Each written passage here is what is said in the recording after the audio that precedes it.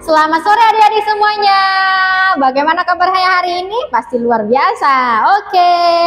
Nah, siapa yang berani jujur di sini? Kak Ica mau tanya, adakah adik-adik di sini yang pernah diajak oleh temannya untuk berbuat buruk atau berbuat nakal, kemudian kalian ikut-ikutan? Ayo siapa? Atau jangan-jangan kalian yang ngajakin temannya untuk nakal? Ada yang mau jujur? Jujur aja. Atau misalnya, Kak, aku pernah nolak, aku nggak mau. Atau ada juga yang pernah ikut-ikutan? Iya, oke. Untuk adik-adik yang udah pernah nolak temannya, Kak, aku nggak mau ikut-ikutan. Bagus, kakak apresiasi. Itu artinya kalian sudah berani untuk menolak hal-hal yang buruk, hal-hal yang nakal. Bagaimana, Kak? Aku udah pernah melakukan itu, aku pernah ikut-ikutan. Wah, tidak apa-apa. Kakak harap setelah dengar cerita ini, kalian jadi anak yang berani untuk menolak perbuatan buruk, menolak perbuatan nakal. Oke? Memangnya kakak mau cerita apa? Ya, hari ini kakak mau cerita tentang seorang remaja laki-laki, adik-adik, yang berani untuk menolak perbuatan dosa. Nah, bagaimana ceritanya? Yuk kita simak ceritanya bersama-sama. Nah, ada seorang Bapak Yakub, adik-adik. Bapak Yakub ini memiliki 12 anak orang laki-laki, ya. 12 orang anak laki-laki. Nah, dia sangat menyayangi anaknya yang ke-11 yang bernama si Yusuf. Karena dia begitu menyayangi si Yusuf ini, adik-adik, hingga satu hari Bapak Yakub memberikan jubah yang sangat indah, yang sangat bagus kepada si Yusuf untuk hadiah kepadanya. Nah, melihat si Yusuf ini diberikan jubah dan disayangi oleh Bapak Yakub, saudara-saudaranya, 10 saudaranya, abang-abangnya itu menjadi iri dan tidak suka kepada si Yusuf, adik-adik. Nah, siapa yang pernah seperti itu? Misalnya adiknya, kakaknya, abangnya dibelikan mainan oleh mama papa, lalu kita jadi iri, jadi ngambek, jadi tidak suka sama adik kita. Bilang mama papa kita itu pilih kasih. Siapa yang pernah seperti itu? Nah, itu tidak baik ya adik-adik. Mama papa itu sayang kepada kita semuanya sama. Tidak ada yang pilih kasih. Toh nanti pasti akan ada giliran kita juga yang dibelikan mainan, ya kan? Iya. Nah, karena saudara-saudara Yusuf ini juga sudah tidak suka kepada si Yusuf. Bahkan satu hari si Yusuf ini cerita nih kepada abang-abangnya, kepada saudaranya. Dia cerita tentang mimpi dia. Aku bermimpi bahwa pada saat itu berkas-berkas gandum kalian mengelilingi berkas gandumku, dan berkas gandum kalian itu sujud kepada berkas gandumku. Aku juga bermimpi, aku melihat bulan, matahari, dan 11 bintang itu sujud kepadaku, kata si Yusuf. Nah, adik-adik ada yang tahu tidak kira-kira arti mimpi Yusuf itu apa ya? Ada yang tahu? Nah, jadi arti dari mimpi Yusuf itu adalah bahwa suatu hari nanti kelak saudara-saudaranya itu akan sujud dan memberi hormat kepada si Yusuf. Nah, saudara-saudara Yusuf, abang-abangnya itu tahu nih arti mimpinya. Makanya mereka semakin tidak suka kepada si Yusuf. Mereka ngomong kepada si Yusuf ini, memangnya kau ini ingin menjadi raja dan ingin berkuasa atas kami? Sampai-sampai kami harus sujud, harus hormat kepadamu. Enak saja, emangnya siapa dirimu? Kata saudara Yusuf, adik-adik. Nah, jadi mereka makin tidak suka, makin benci kepada si Yusuf. Suatu hari, Bapak Yakub berpesan kepada si Yusuf supaya Yusuf ini pergi melihat keadaan dari saudara-saudaranya, melihat keadaan dari abang-abangnya yang sedang mengembalakan kambing domba di padang rumput. Maka berpamitanlah si Yusuf ini kepada Bapak Yakub dan kepada adiknya yang bungsu. Nah, setibanya si Yusuf di padang rumput, dia melihat nih abang-abangnya sedang mengembalakan kambing domba, adik-adik. Dan mereka juga melihat si Yusuf datang. Karena mereka udah kesal dan udah benci, mereka merencanakan perbuatan buruk terhadap si Yusuf. Lihat, si tukang mimpi itu datang. Kita buang saja dia ke sumur supaya dia dimakan oleh hewan buas, kata abangnya untuk merencanakan hal buruk. Tetapi ada abang Yusuf yang paling tua, namanya Ruben. Nah, dia ini anak tertua, adik-adik. Dia ngomong nih, jangan kita apa-apakan dia, jangan kita sakiti dia, jangan kita buat dia terluka. Dia kan anak kesayangan Bapak, cukup kita buang saja dia ke sumur, kata si Ruben sebagai anak tertua. Akhirnya mereka sepakat, adik-adik, dan mereka setuju untuk mengerjai si Yusuf dan untuk membuang si Yusuf ke sumur. Maka tiba-tiba mereka mengepung si Yusuf, mengelilingi si Yusuf. Mereka lepas jubah pemberian dari Bapak Yakub itu, adik-adik.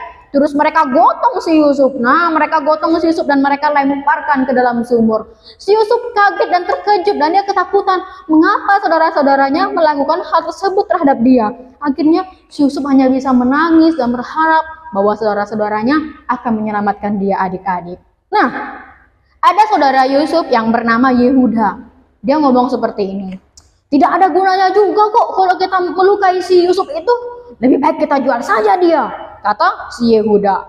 Nah, memangnya pada saat itu adik-adik ada yang namanya perdagangan budak. Nah, apa itu perdagangan budak, Kak? Perdagangan budak itu adalah orang-orang yang dijual kepada orang-orang yang ingin membeli budak, ingin dijadikan pembantu gitu. Nah, jadi si Yusuf ini juga ingin dijual oleh Yehuda supaya si Yusuf ini nanti dijadikan budak. Dan pada saat itu juga ada gerombolan orang-orang yang lewat, adik-adik. Memang mereka ini adalah sebagai pedagang budak. Maka si Yehuda ini ngomong nih sama si pedagang budak itu. Tuan, apakah kau ingin membeli remaja laki-laki? Aku ada. Dan berapa harga yang bisa kau bayarkan kepadaku? Kata Yehuda.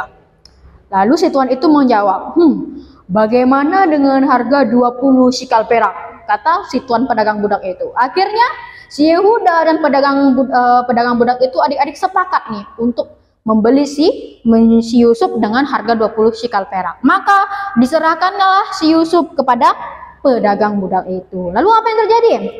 Maka datanglah si Ruben, anak tertua. Dia kan tidak tahu nih kalau si Yusuf itu dijual kepada pedagang budak. Akhirnya adik-adik mereka menutupi perbuatan jahat mereka dengan cara apa?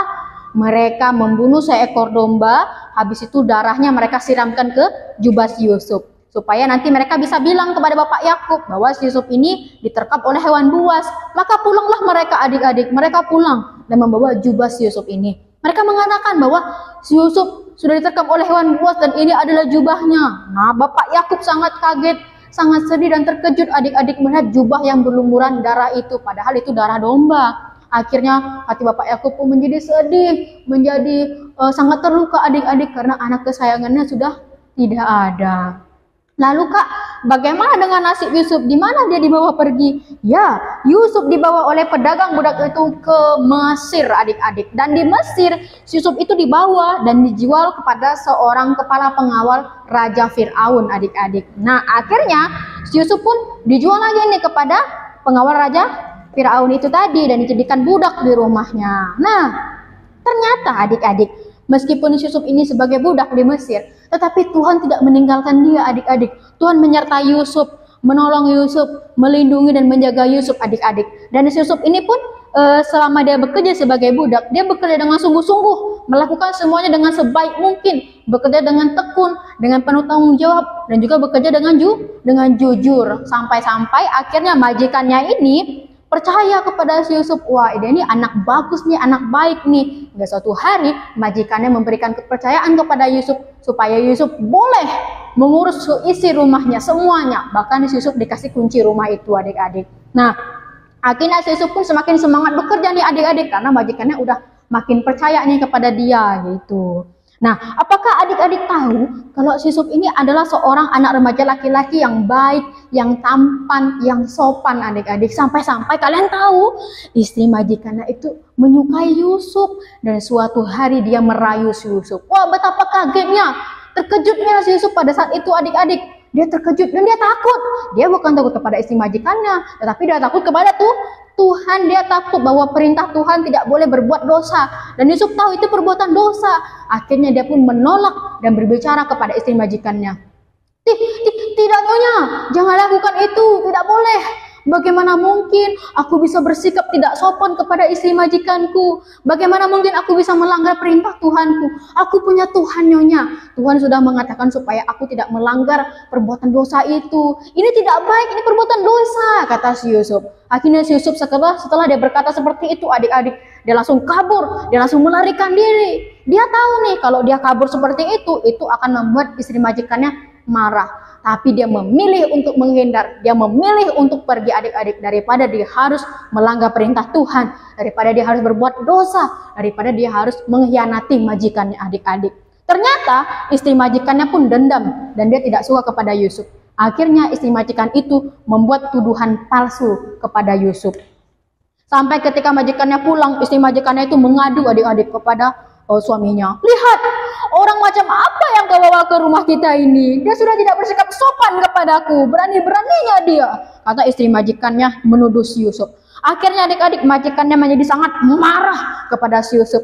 Sampai-sampai si Yusuf pun diperintahkan untuk dimasukkan ke dalam penjara adik-adik. Dan akhirnya si Yusuf dibawa dan dicebloskan ke dalam penjara adik-adik. Yusuf tahu itu adalah tuduhan palsu. Itu tidak benar. Yusuf juga tidak melawan tuduhan itu. Tetapi karena dia takut kepada Tuhan, karena dia tidak mau merusak kepercayaan majikannya, dia lebih memilih untuk menghindar adik-adik. Dan kalian lihat nih, meskipun si Yusuf harus menanggung resiko di penjara seperti ini adik-adik, tetapi dia berhasil loh, dia berhasil untuk menjaga dirinya dari perbuatan dosa, dia berhasil menahan perbuatan dosa itu, dia berhasil menghindari perbuatan dosa itu, dan juga dia berhasil menolak, mengatakan tidak pada perbuatan dosa itu. Yuk kita beri tepuk tangan untuk cerita kita pada hari ini. Nah, adik-adik, dari cerita kakak hari ini, kakak mau mengajarkan kepada adik-adik bahwa kita semua pasti pernah diberi tanggung jawab, ya kan? Dan kita harus lakukan dengan sebaik mungkin. Seperti Yusuf tadi adik-adik, dia menjadi seorang budak, dia bekerja di rumah majikannya itu dengan penuh tanggung jawab, dengan penuh semangat adik-adik, dengan penuh ketekunan, bahkan dengan jujur. Hingga akhirnya karena dia bekerja dengan baik, majikannya menilai dia ini orang yang bagus adik-adik, bahkan memberikan dia kepercayaan. Nah, kakak juga mau ajak adik-adik seperti itu. Misalnya adik-adik diberi tanggung jawab oleh mama untuk belanja, untuk beres-beres rumah misalnya, atau diberi tanggung jawab oleh guru untuk mengerjakan PR. Maka kita lakukan dengan sebaik mungkin adik-adik, dengan penuh ketekunan kita kerjakan semuanya itu. Jangan kita berbuat curang, jangan kita mengerjakannya dengan tidak serius adik-adik. Misalnya adik-adik disuruh beli telur sama mama. Harga telurnya 2.000, tapi adik-adik bilang telurnya 4.000. Nah, itu di situ adik sudah tidak bertanggung jawab dan adik-adik sudah berbohong. Nah, terus apa lagi yang mau kakak ajarkan? Kakak mau kasih tahu, mau tantang adik-adik untuk berani katakan tidak pada dosa. Kenapa, Kak? Ya, karena kita harus jadi anak yang tampil beda, sama seperti Yusuf tadi nih. Dia berani menolak perbuatan dosa tersebut. Karena dia apa? Karena dia ingat kepada perintah Tuhan. Dia tidak mau melanggar perintah Tuhan. Dia juga tidak mau mengkhianati majikannya yang sudah baik kepada dia. Demikian juga dengan adik-adik. Misalnya adik-adik diajak temannya untuk mencuri. Nah, adik-adik mau ikut-ikutan atau menolak? Kakak harap adik-adik berani untuk menolak ya. Adik-adik harus menolak bahwa itu adalah perbuatan yang tidak benar, sama seperti kita mencuri. Itu perbuatan dosa. Atau misalnya adik-adik dibujuk oleh temannya untuk pergi main, jangan datang les di rumah ceria misalnya. Akhirnya adik-adik sampai rela membohongi mamanya. Ma, aku mau pergi les ke rumah ceria ya. Padahal bukan pergi les nih, padahal adik-adik pergi bermain. Nah, di situ adik-adik sudah berbohong dan adik-adik sudah terbujuk oleh ajakan teman-teman yang tidak baik. Nah, kakak mau ajarkan, mau harapkan supaya adik-adik berani katakan tidak pada perbuatan dosa, berani menolak. Karena Tuhan mau kita jadi anak yang taat, jadi anak yang dengar-dengaran dan berani menolak perbuatan dosa. Oke, setelah dengar cerita kakak hari ini, mau berjanji untuk menolak perbuatan dosa? Janji ya?